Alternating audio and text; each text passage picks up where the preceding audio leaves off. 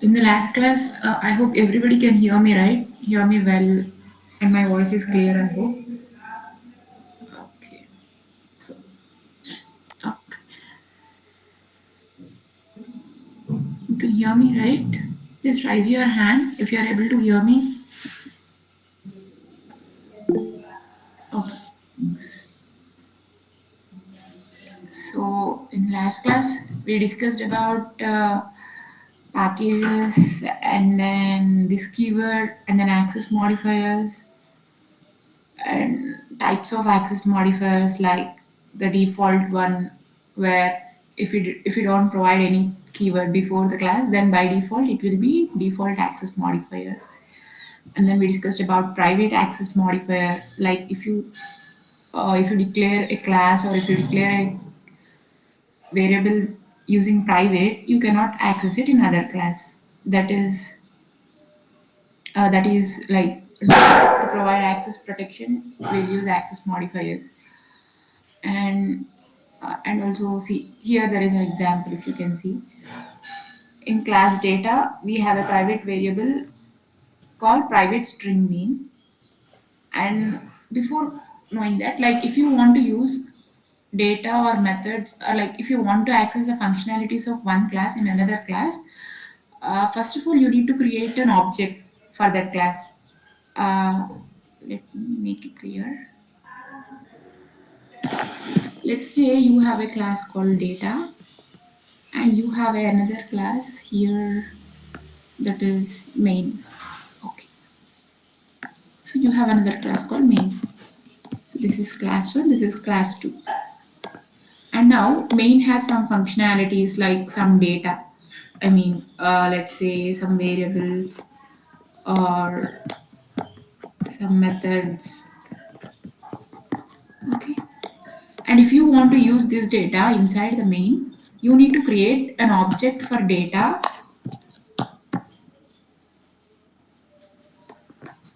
inside the main, and then using that object only you can access these variables and methods. Not only like in any class, if you want to access the data or the methods of another class, first of all you need to create an object for that class in the current class where you are working. And using that object you have to call, like suppose let's say I'll provide an example. Let's say we have a calculator class, and inside the calculator class, I have certain methods like add, subtract. Okay, these two are the methods I have inside the calc class. Now I am performing some, like let's say I have a program. I have a program to add all the even numbers. Let's say some. I have another class. Now inside it, I want for addition. I have a add function here, so I can use it, which is in calc class. So how do I use it? I can call it by creating an object for it here for calc. First, I need to create an object, and then c dot I can call that class. But before doing all of this, you need to import it. That is where the packages will be useful. So if you kept that in a package, then you can simply keep import the package name dot class name that we already here we already did importing it. See here, this is class 1, and in here if you want to use this class 1 in class 2 package, you need to import it like this. Import class 1 dot, let's say I want to use a calc class. Let me show you with example. I'll close this.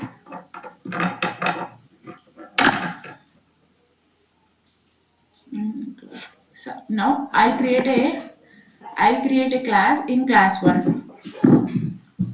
Let's say calc. Okay. It's fine if you are doing it with me. Tell me if I'm being fast. I'll follow it with you. Okay. So in package class 1, I created a class calc. Now inside this, um, I have two variables. What do we call them? These variables, what do we call them? Can anybody say? What do we call the variables that are outside the method and inside the class? Can anyone? It's fine even if you kept in the chat window. These variables, we call them something.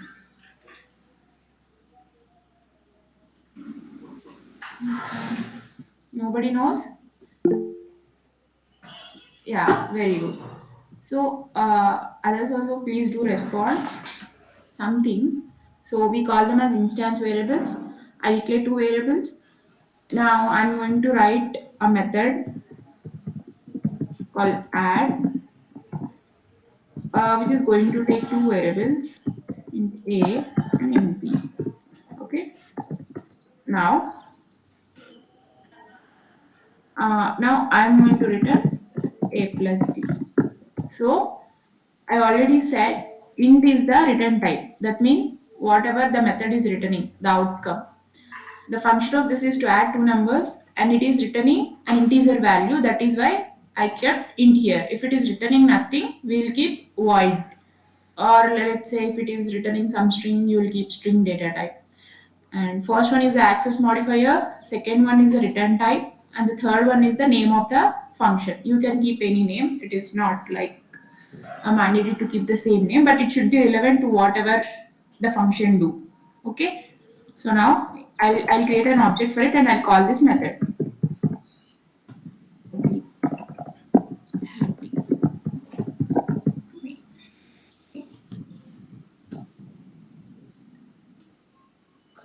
So now for this calci,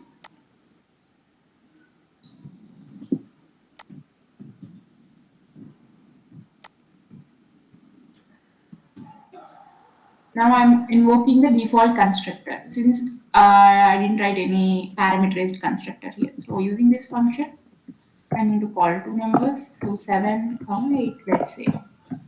Okay. So let's also print it here. Or we can print it actually here because it is so whatever the value that is written, it will be it will be reached here. So I need to store it in a variable because that is returning some value. If I try to print sum, it will print the sum. You need to understand the flow here. Don't get confused. Yes, wait. First, the main method is invoked, the main method is executed, and inside it, we created a object for calc class, and using that object, we call add method passing two parameters because it is taking two numbers, int a and int b, and it is returning the sum. So when a function is returning something, it will go to the place where it is called. Here we call in line 11 we call the method add. That is why whatever the method that is here add method is returning the sum, it will reach again in line 11. So that value should be stored, like to print it or to use it somewhere I need to store it. So I assigned a variable to it calling sum, and inside the sum now the return value will be stored. Let's say if you don't want to return, you can just simply print it here and keep void here. So if you keep void, then that means it is not going to return anything, and you can print it directly the sum here. Here I am returning the value, that is why I am printing it here by storing it in a variable. So first let's run this.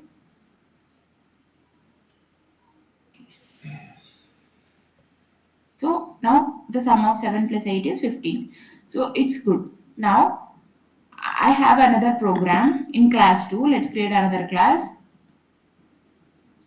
Let's say this class is called addition because I want to use the functionality of this calc inside my addition class. So first we'll write, uh, okay, I'm directly going to write this.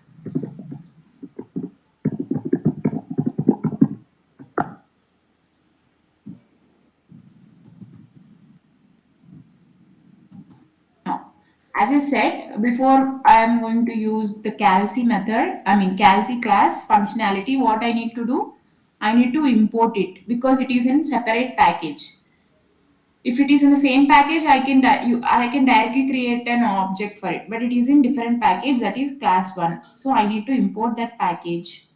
If I import the entire package like this, import class 1 dot star, what happens?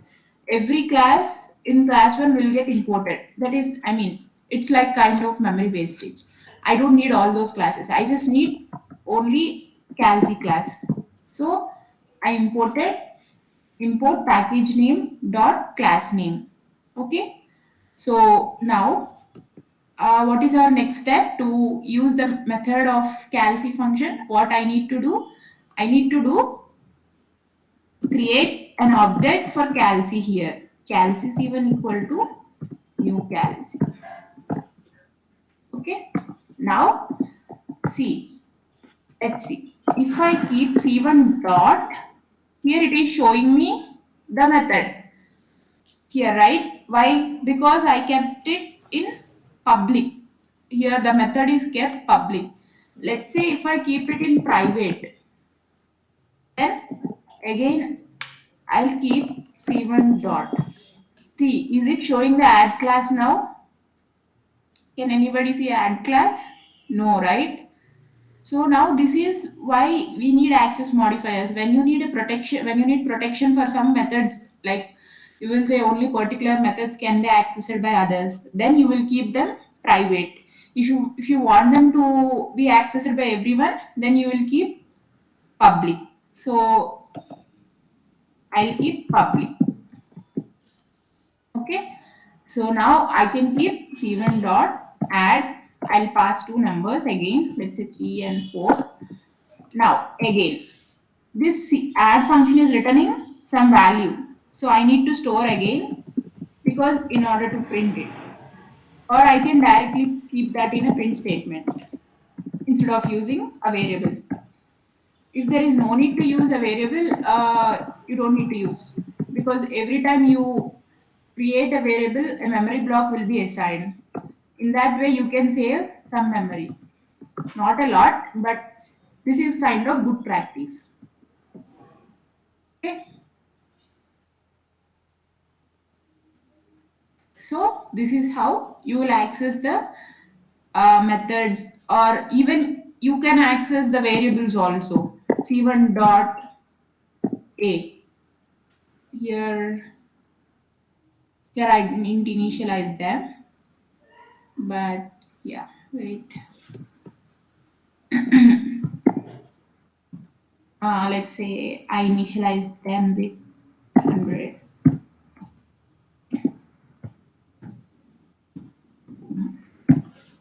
Let's see what happens.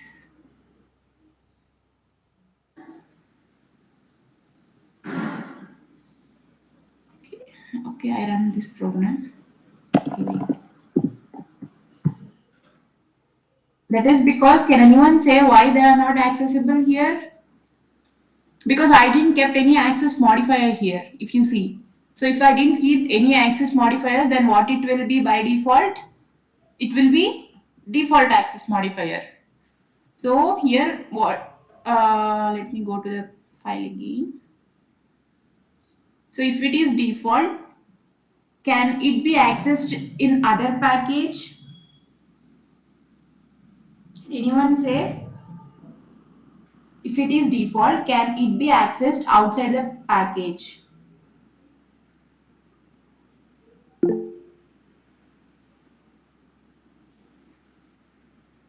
See, here again, declarations are visible only within the package. So here we are in another package.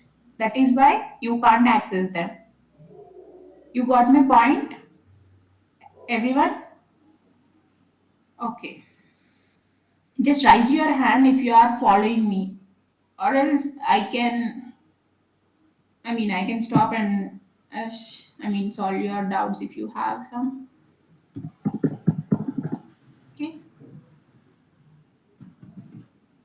Now let me go here. Now you can see the suggestions here. Now I can access them, right? So if I keep them private, they can't be accessible. If I didn't keep, I mean, if I didn't mention any access modifier, then they will be by default, they'll be default. They'll be accessible only within the package. And if we talk about protected, it will be more understandable when you understand the topic inheritance. We will be discussing it in like following classes. So yeah, for now, I think you are clear with default, private, and public. If you keep private outside the class, it is not accessible. Even in same package or whatever, it is not accessible. But if you keep default in the same package, maybe in different class. See, in class one we have three classes. So if I keep default in Cal C, A here I just kept wait. If I didn't keep anything, let's say, okay, now they are in default mode. Now I want to access it in from same package. Let's say I want to access them in animal class. Okay. Okay. So here I'll create an object first, invoking the default constructor. Now see, you can access you can see them. You can see the suggestions. Now you can access them because they are in the same package. But here in addition, if you are trying to if you try to access them, they are not accessible because it is in default mode. Okay, I think you are clear with default, public, and private. Protected is like you can access them outside the package, but only when they are used by the child classes. That in detail I'll explain it while discussing the topic inheritance. Okay, so going back again, if you have any doubts, you can uh, keep in the chat window. Okay, so that is what, if you keep private, it won't be accessible. If you keep public, it will be accessible anywhere. So, and packages, I think you are all clear with packages, why we need packages, and how to create a package, how to import a package. Using package keyword, you will create a package. Using import keyword, you will import it. Just now we did. And okay. Now, okay, I forgot to tell you about importing. Let's say, okay, there are two types of packages actually. Two types of packages. One is predefined, and the other one is user defined. So predefined in the sense packages that were already created by the like program, I mean the language developers. Let's say in Java we have some predefined packages which we can use the functionalities directly. That means, see, now we created a package class 1, class 2 in our project, class 1, class 2. So these are user defined packages. Like this, similarly, we have some predefined packages. Inside those packages, we have predefined classes where I mean we can use them. We can use the functionalities of those. I'll tell you an example which we'll use frequently. So we have a predefined package called util package inside Java. So we have like this. There are so many. See, I kept Java dot, and these are all the packages, and you can see the symbol here. This is a package symbol, and these are all the packages inside this Java class. So Java dot. So these are all the packages. You can use them. Java dot bean, Java dot lang, Java dot math. Like Java dot math has some predefined functions like square root and power. So these are the some predefined methods. Like there are so many others, I guess. So there are some predefined functions which we can use to simplify. Instead of writing all the code, we can just simply use the predefined methods inside this. And there are some packages which we use frequently. Others are not. So java.sql we'll use when you are going to connect your program to the external database, that is jdbc. So where you will use that. Now we are going to use util for our program, util dot star. So dot star is like, um, again every class will be, and again see in util package we have so many classes. If you see arrays, array list, I mean some of you know about arrays, right? Collections, you all know about collection framework. It's fine even if you don't know. And there are several classes. So like when you are doing a practicing, try, I mean, like practicing new stuff. Okay, so now we are going to use scanner for our program. Let's see. So this scanner class has some functions in the sense methods only. So just now we wrote inside the calc class we have add method, right? Similarly, we have some methods called next int, next line methods in scanner class, which we will use to read the input. To print the output, we are using system.out.println, which is also actually this is a part of default package. Just like default constructor, we have some default packages. Even if you don't write import, they will be imported like java.lang. They will be like, you don't need to separately write a import java.lang dot like that. They will be imported by default. And this system.out.println is a part of that package. So now to read the input from the user, to read input from user in the sense, here if you see in calc, I just kept it like, I initialized it by myself. Let's say if you have different numbers to try when you are trying with different times, then you can give the input in the console. What is console? Console is like where the output is, or we can take the input and we can able to see the output. That is what we call it as console. So we can read it from the console using scanner class.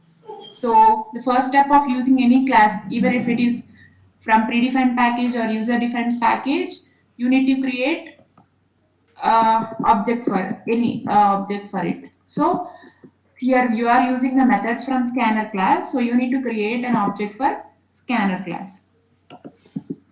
So I'll create an object called input. This is going to take this C. So this is a constructor of the scanner class which is taking the parameter system.in. So whatever that is we are, I mean whatever we are entering in the console, that it will take it as a parameter, that is system.in. And whenever I say system.out, it will print into the console. If you are taking from the console, then the parameter will be system.in. So it will be taking that as a parameter. So now I created object called input.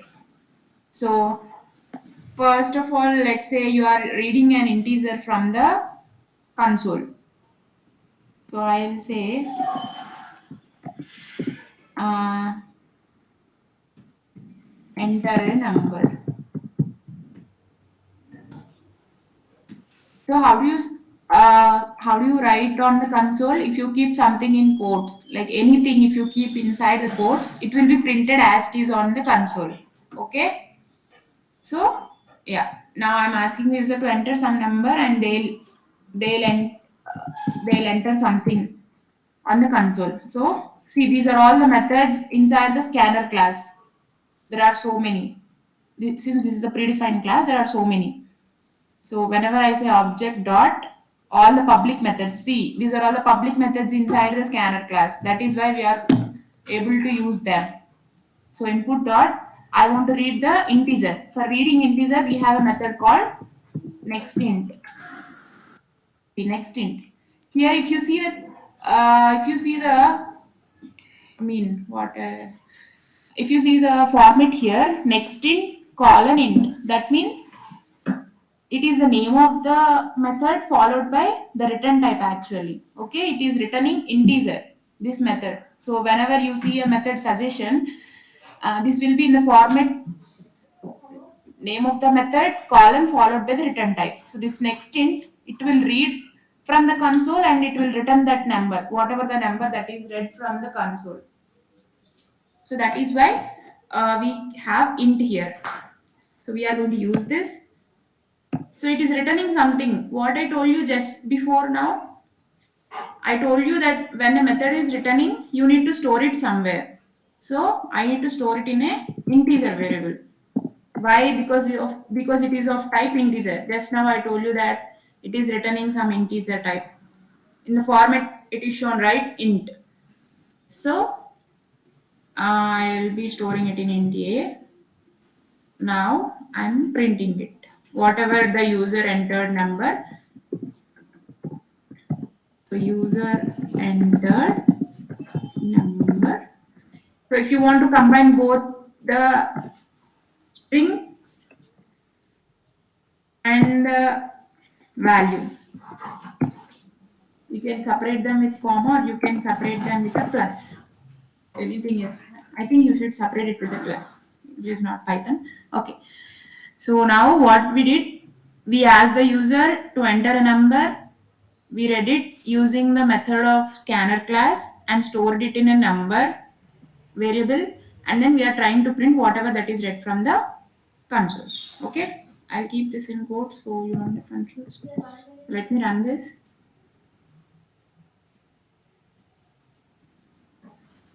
So it is asking me to enter a number. Let's say I entered 100 and user entered number is 100. Okay.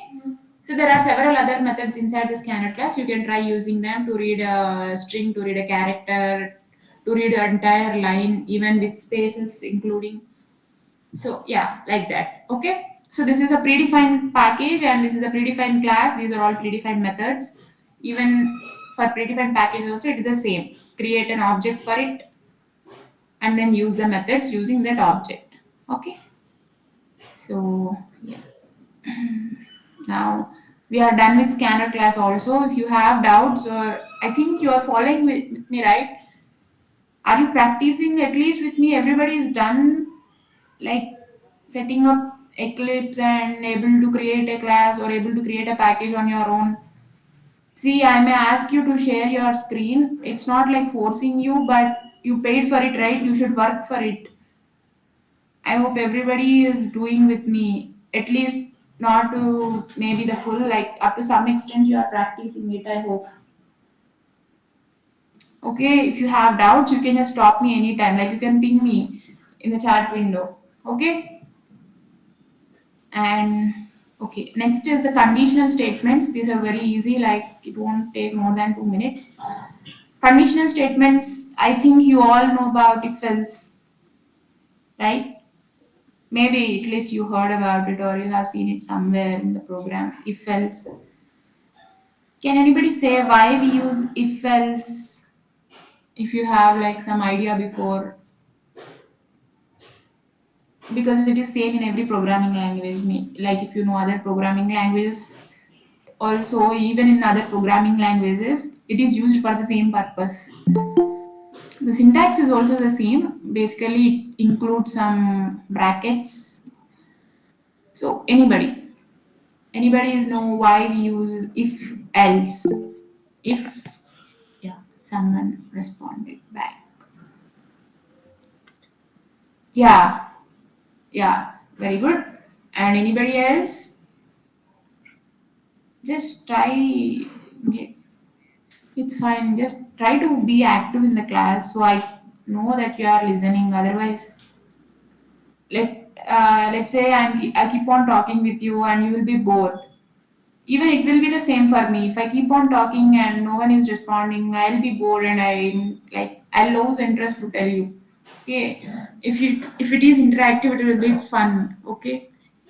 We can practice while talking together. Okay. So if else is like let's say this is a one condition. You all know conditions, right?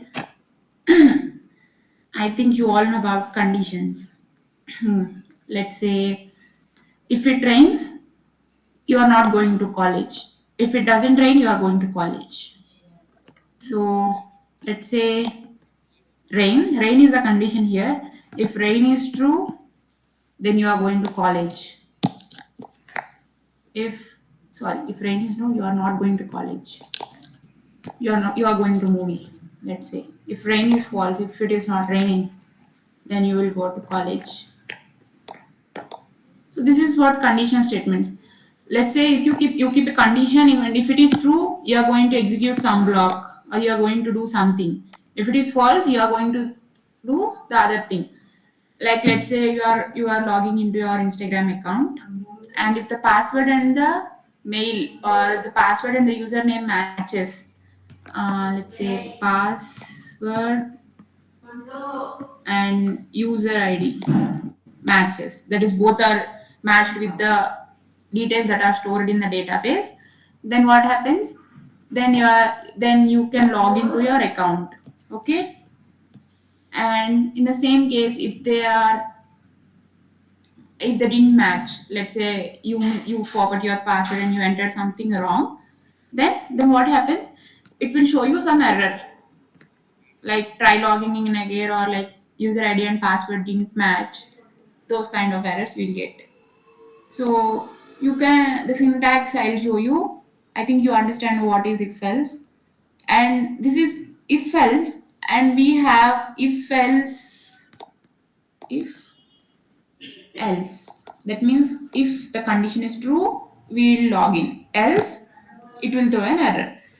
In between that, we have else if to check another one more condition. One more condition. What is one more condition? Uh, let's say if the only you didn't enter the password and you just enter the user ID and password field is left blank, then it will show you enter password too. This is one more condition. So you can check not only just one condition, you can check more than one condition by keeping else if. I'll show you the syntax and the flow. This is like how the flow will be. So uh, which program we should do now? Okay, let's create a new class, or okay, will you okay, I'll create a new class. Why? Because I'm creating every time a new class, because I am thinking that you are doing it with me. So if I'm creating new class for everything, then it means you won't get confused and you can able to do so. Because every time you create a new class, you have to write a main method, you have to create an object for them. So when you write, see by six, here I have 5 classes. So by I created object 5 times. So by the sixth time, I can write it on my own. If I'm a newbie, like doing it for the first time, if I practiced 5 times, by the sixth time, I can do it on my own. So that is why I'm creating a class for every separate topic. I'm creating a separate class. I think you are doing with me and you should do. Otherwise, you won't get it. See, if I ask you to share your screen and you are not doing it, then it means you are the failure. You are not doing it. At least if you are not doing till now, just start now. Start doing it now. I said like I can be like I'm not going fast, right? I can be a little bit slow also. If you are asking me, ma'am, I'm doing with you, so just be slow. Then I can also do that. Okay. At least start doing now if you haven't opened your Eclipse yet. Okay. So this is conditional statements, right? Condition. Uh, uh, Let me see. Conditional. I'll give it. Okay. So what is the first thing after creating a class? First thing is uh, okay. So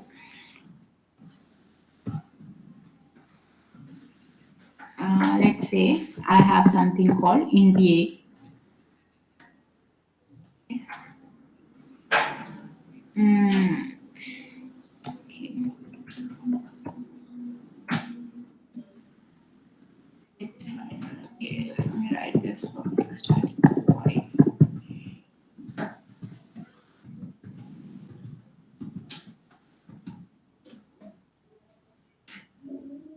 Here I'm going to write a method.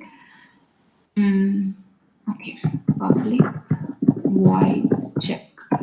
So it is going to check something. I don't know what it is. I will see. So um, in creating an object for it, see dot I can call this. So let's say I'm going to check a number is even or odd. Okay. So I'm going to pass a number and it will tell me if it is even or odd. That is what our program will do. So check 25. So this 25 is stored in A because I kept int A here. Whenever the method is called, it will invoke the method at 5, line 5, that is check. Now I'm going to write if else condition. If A, how do you know a number is even or odd? Can anyone say? Like I gave you a number, not like the very big number. Let's say I gave you number 100, or let's say I gave you 101. How do you say that number is even or odd? Immediately, what you will do? Anyone? At least respond to this one. This is not a program thing. It is like a basic. Okay, Subhash, you are right. Any other conditions we can have? Okay, very good, very good. I can frequently see like one or two, three names only. The other students also just try to be active in the class. Okay, yeah, we are going to check if this is giving us reminder. The number is giving us reminder as 0 when divided with 2. Then that means it is an even number. We can say so. Yeah, someone is something. Yeah, yeah, that's good, Karan. Then I'm going to say it is even. And if this is not the case, then I'm going to say it is odd. Okay. I didn't kept any brackets here. Why?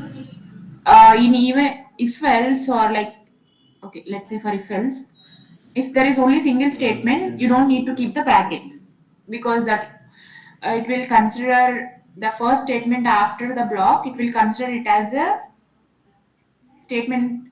I mean inside that block, it will consider it. Like if you have more than one statement, you can keep the brackets. Even if you keep the brackets, it's fine.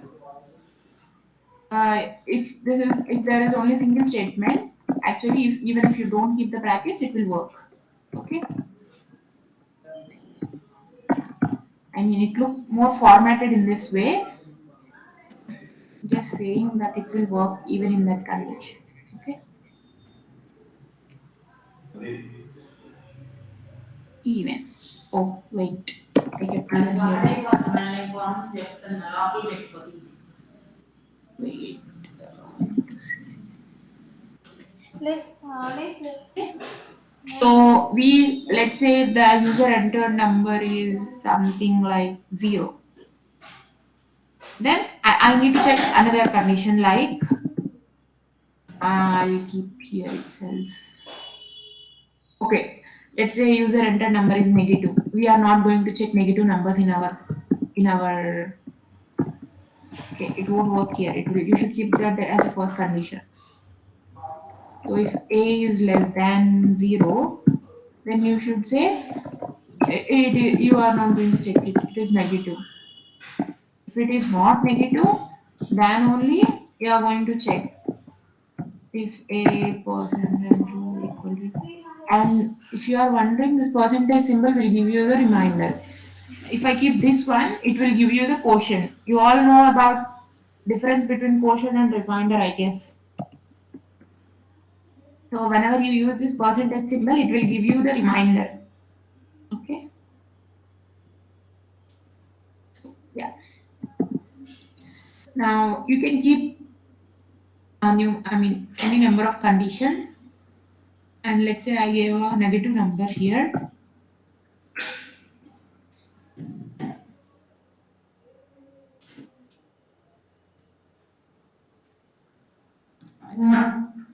So you can keep numerous conditions. This is like a simple program. You can, like when you are going with some complex programs, you can keep any number of conditions using if, else if. You can keep else if, else if, else if, like that. You can and write number of conditions.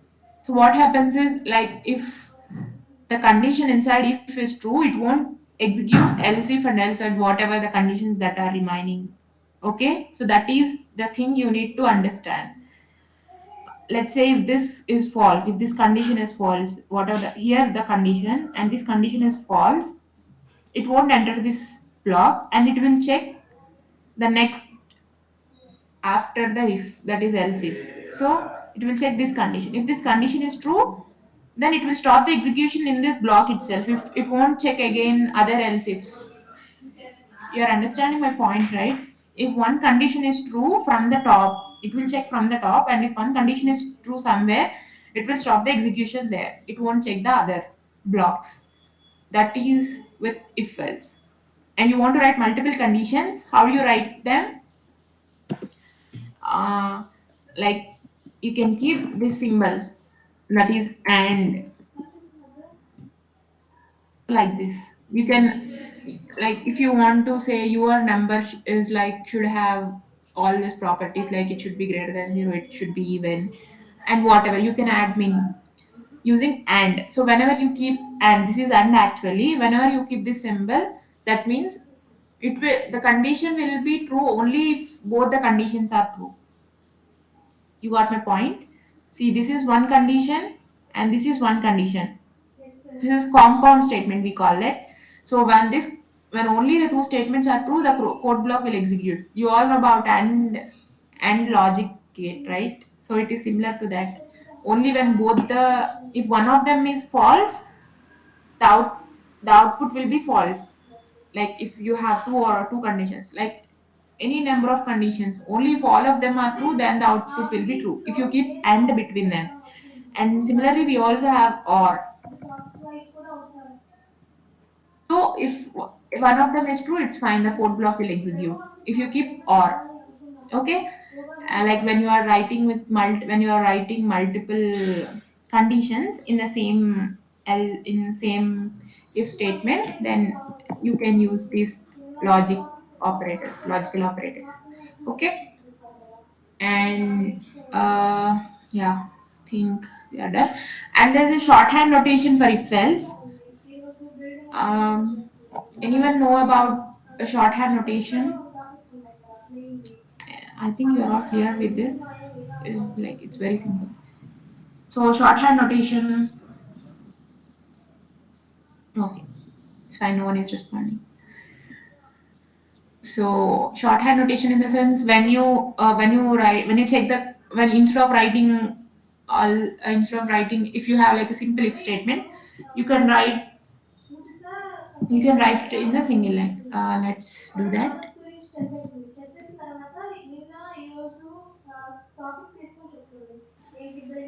So the syntax will be something like if condition, whatever the condition you keep, and if it is true, in true case it will execute this one, in false case it will execute this one.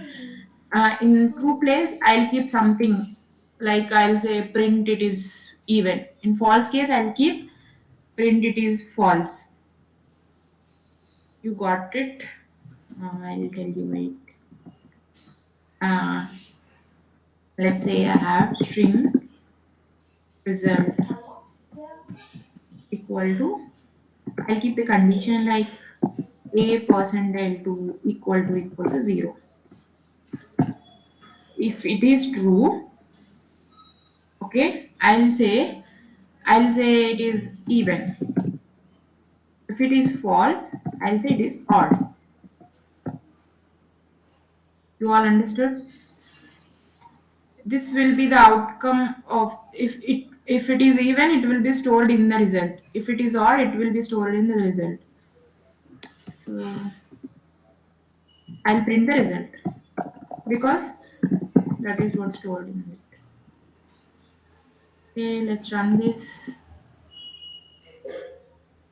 Okay. So I say I'll pass some even number. Even. Okay. This is a shorthand notation. Instead of writing all if else if like that, you can keep the condition followed the question mark. And if it is true case, you will write whatever the true case that you want to do here. You will write that, and in false case, you will write it here. This is why we call it a shorthand notation. Okay. So yeah. Okay, I guess we are done with this. Next one is like instead of writing this if if so many else ifs, we have an alternative thing called switch. I hope I think you all have. Oh wait, someone. Can you explain Fibonacci series? In which scenarios use if condition and conditional statement? Sorry, I didn't get your question, Karan. If in which scenario use if condition? That means if you want to check if a condition is true or false, like if a condition is true, you want to do something, and if a condition is false, you are going to do other procedure. Like if a number is prime, then you are going to say you will check if a number is prime or not. There are so many other cases for it. And conditional statement, if condition itself is a conditional statement, we call if else as conditional statements. And Fibonacci series, yeah, I do can explain you. And yeah, if you want to learn about Fibonacci series, we need to know about actually you need to know about loops because to create a Fibonacci series, we'll keep that as a loop. So Fibonacci series in the sense we'll have like let's say first number is one, or like when you start with zero and one, you will add these two numbers, and then you'll get one, and you will get three, five, like that. So you will add the previous two numbers every time. Let's say you want to create a Fibonacci series up to 100, then you will keep a loop, you will keep that in a loop, and you will say add the previous two numbers till it reaches 100. So before going into that, you need to know about loop. So when yeah, after this switch statement, we'll discuss about loops, and then we'll solve it. Okay. Fibonacci series, I'll explain it then. And anything else related to if else, shall we move on to switch statement? I'll I'll complete the switch, and then we'll do a example on it later. Anything else? Karan, are you okay? Like both if condition? Can you explain it for different conditions to use if else and switch case statement? Yeah, actually both are used for the same purpose, but you will use like instead of writing else if and the long condition, switch is like I'll explain it now. Both are used for the same thing. It is like an alternative. Okay, I'll show you. Like it is not mandatory to use if else only in this situation and switch in this situation. I'll tell you if after I explain switch, you will get the clarity. So switch is like when you have so many conditions, like when you have 10 cases or 10 conditions and you want to select one among them, it is like same switch, and one expression you will have, or like one variable you will pass, or one value, let's say any value, and case one, let's say another value, let's say case value one, you will do something like as I said, if that condition is true, you will do something, right? So you'll have some code here, and case value 2. So here what we'll do is this, whatever the value we pass here, this value should be equal to the value here. So let's say this value is equal to this value 2, then only this block will be executed, all the other will not be executed. Okay, you understood? I'll tell it the syntax. You just need to understand the flow. Switch and you will pass a value. Let's say you passed a value to 2 and I have 1 here, I have 2 here. Like case 1, case 2. And I pass switch off 2. So switch off whatever you pass, it will compare this expression or value whatever you pass here with the value here, and that matches, then only that case will be executed, all the other will not be executed. Okay, yeah. Now we will write it in the eclipse. Okay.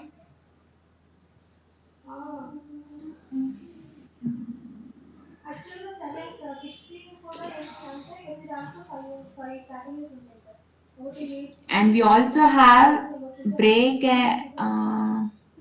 break keyword in every case.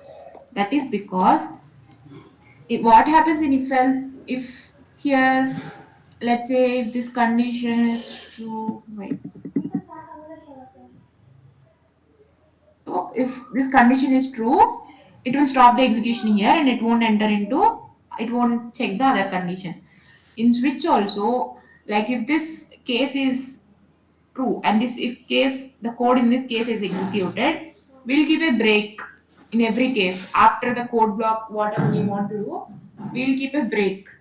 So what happens is this break keyword will break the execution there.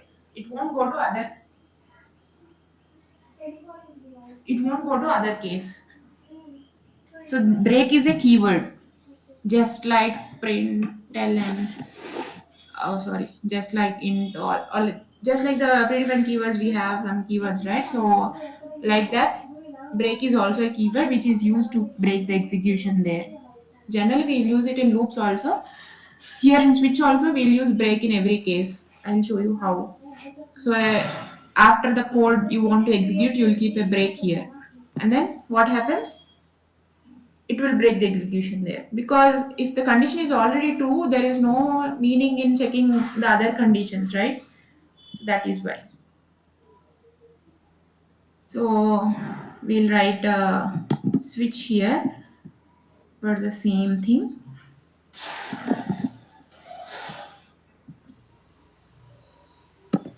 Let's say switch, give me a second. Right, went down.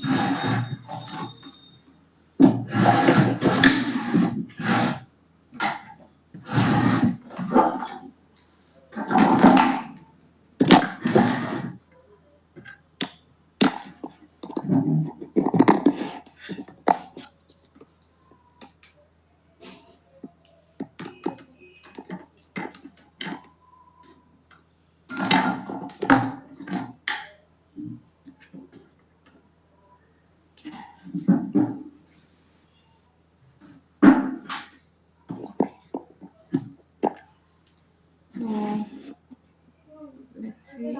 Now what is the thing I'm passing here? I'm passing the A. So here, let's say case where A is 0. Okay, then you will say it is 0, and you'll keep break, because that is um what should I say? Okay, this is not, because after the case, in this case I'm just printing it is 0, and after that I'll break, because there is no need to go further. And in the case it is, let's say, mm, let's say I'll say, okay, in case it is 1, I'll say it is, instead of that, let's keep a meaningful thing. Wait, let's say to check a week. So I'll say if it is 1, then I'll say it is Monday, and I'll break it here. And for switch you don't have, I mean, you don't have to keep brackets after every case. And if it is 2, it will be the same. This, it will be the Tuesday. Like that you can keep actually. I'll just keep one more case and then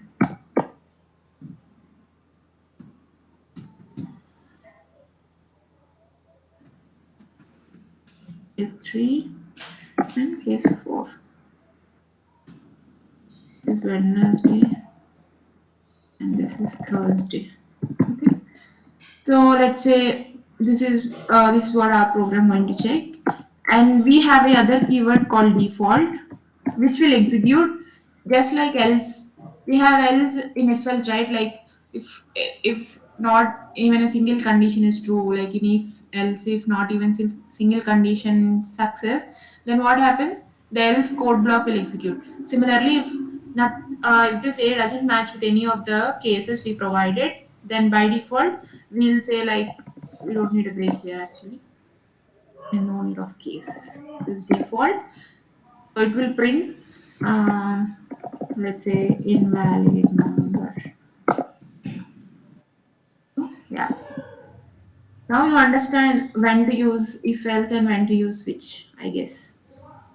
So switch is like when you have a value and when you have an expression and when you want to execute one of many conditions, then you will use switch. And this default is a keyword. This will execute when all these condition fails. That is, none of them is matches with the A. Then this will execute. Let me run this because we provided 25, and let's say I provided 2. It will give me Tuesday. Okay. So now I think you can evaluate on your own when to use what. And break keyword, it will break the execution there. See, if I provided 2 and it will, after printing Tuesday, it will break there. The execution will stop. It won't check the with other numbers. Yeah. So, yeah, we are done with switch 2. Any doubts you have till now? I'm sorry. No, we cannot use continue inside a switch. Continue can be used only to skip a step, and that too we'll use in loops because it will continuously iterate. And if you want to skip a single step, then you will use continue. In here, we are not repeating anything. We are just checking in the flow. So if you want to break somewhere, you'll break it. Yeah. Anyone, anything else you want to ask me? And if you have doubts in any of the topic till now we discussed, not only in this class, in every, I mean, I think we completed 3 classes. Any doubts if you have in these 3 classes, you can ask me. Uh, yep. Tomorrow we will be starting exceptions, I guess. No, we'll have loops, right? Okay, let's see. And this thing, just take a minute and go through this. I think you can see my screen, right? Let me keep it in full screen. Okay, just go through all these points once.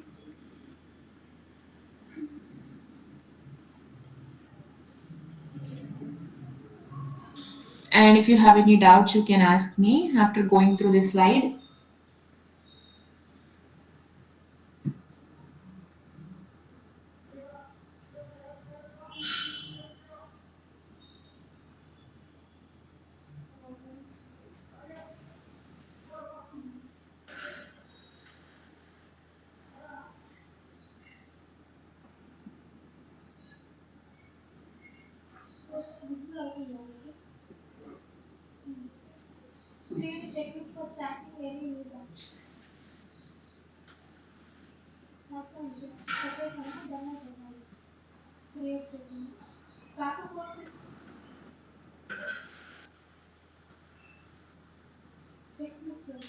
Okay, I think you all read about it.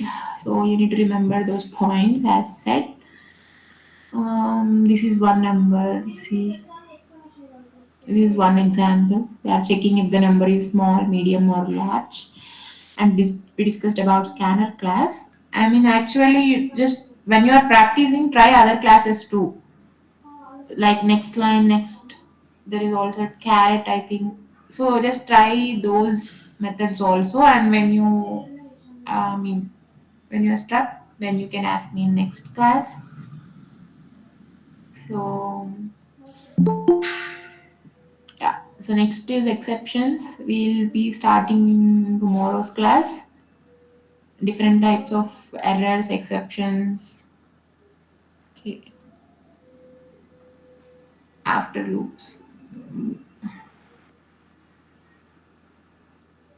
Okay. I think I thought they are provided. I'll inform them again and I'll make them send you the sessions. I mean, they are working on it to send you. Okay. They'll send you soon. Apart from this, anything else? If you are okay with everything, then you can leave. Thank you for today's class. If you have doubts, you can stay back and ask me. Yeah, I'll be waiting for 1 more minute or 2 more minutes. If someone is ready to ask, then you can, or else you can leave if you are good.